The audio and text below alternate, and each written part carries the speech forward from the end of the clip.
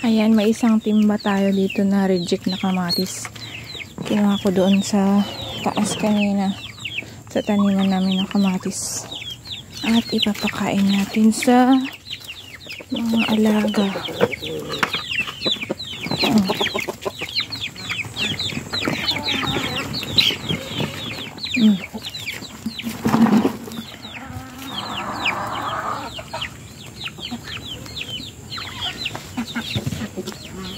Yun muna pagkain nila. Makatipid tayo ngayong araw. Tapos yung iba dun sa mga nakakulong dito.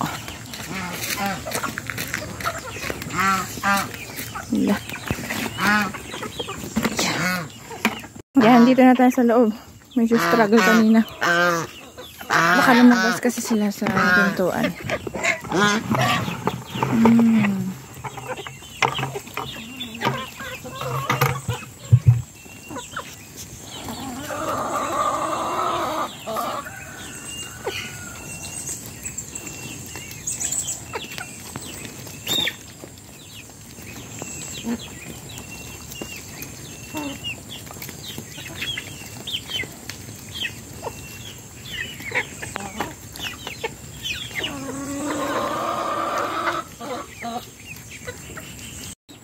Ayan, tuloy pa rin yung pagkain nila ng mga kamatis. At ito pala, nag-refill na ako ng vitamins nila. Ito yung gamit nilang vitamins. Yung ginamit namin sa 45 days. Progen 2. Ayan, vitamins na yan. Tapos, pamorgan na din. Progen Z pala.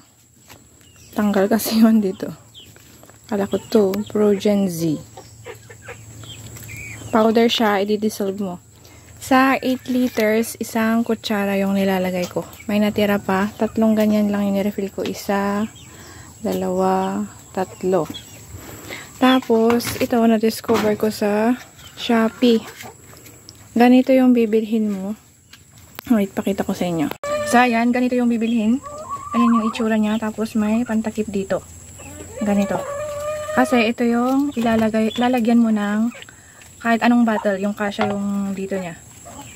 Ang ginamit ko, 1.5 at saka yung lagayan ng mga pinag-ubusan namin ng panghugas, dishwashing liquid. Kasya naman. Pero mas the best pag 1.5 yung mga soft drinks. Kasyang-kasya dito. Ilalagay mo ganyan.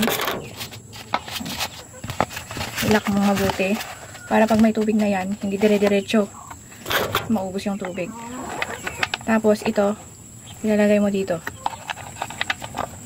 Ayan, ang purpose nun, para hindi laruin ng mga alaga nyo yung mga tubig dito banda. Dito lang sila iinom. Ayan, kung gusto nyo mag-order, check nyo yung link. Andun, murang-mura lang siya.